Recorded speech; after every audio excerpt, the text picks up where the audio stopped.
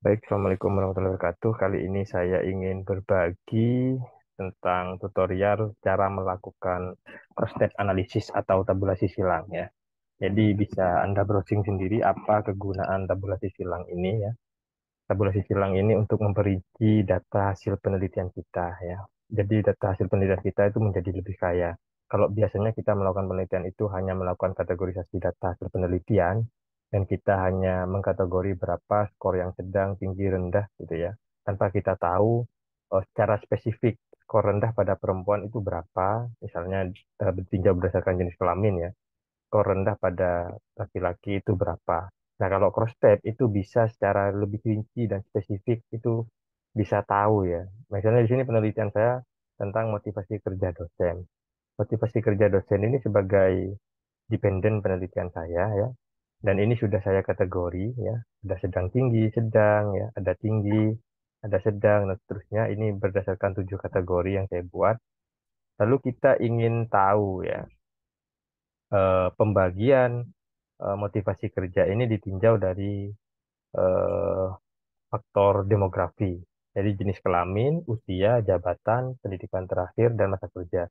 Jadi dengan cross-step analisis ini kita bisa tahu berapa jumlah ya dosen yang eh, punya jabatan struktural, ini yang motivasi kerjanya sedang gitu. Berapa yang di usianya di bawah 30 yang masuk kategori tinggi dan seterusnya. Seperti itu. Nah, oke, langsung saja Anda bisa browsing lebih lanjut ya berkaitan dengan cross-step analisis ini atau tabulasi silang ini. Di sini saya hanya akan memberikan tutorialnya secara singkat. Jadi caranya adalah Anda klik Analyze ya, terus ke deskriptif statistik, lalu ke cross-step ya, cross-step. Nah, di sini kita masukkan semua faktor demografi ya jenis kelamin, usia, jabatan, pendidikan terakhir, masa kerja ke kolom row dan kategori ke bagian kolom ya. Nah, seperti itu. Selanjutnya kita klik cell ya. Kita centang total, lalu continue. Yang lain bisa kita abaikan ya.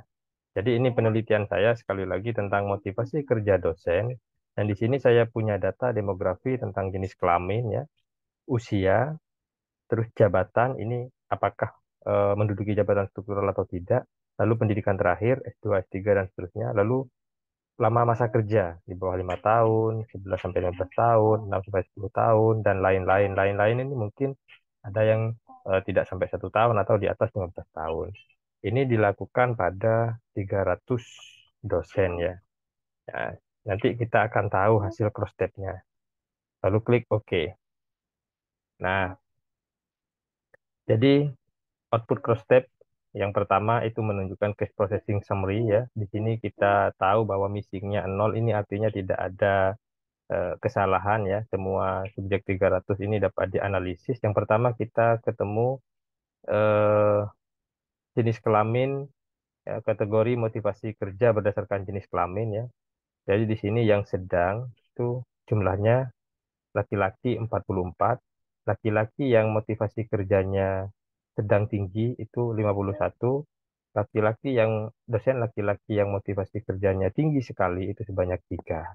Jadi sangat rinci ya. Begitu juga untuk jenis kelamin perempuan yang tinggi sekali itu 1. Jadi seperti itu cara membacanya. Dan di sini adalah prosentasenya ya. Di sini prosentasenya. Persentase total ya. Dan ini persentase perbagian seperti itu.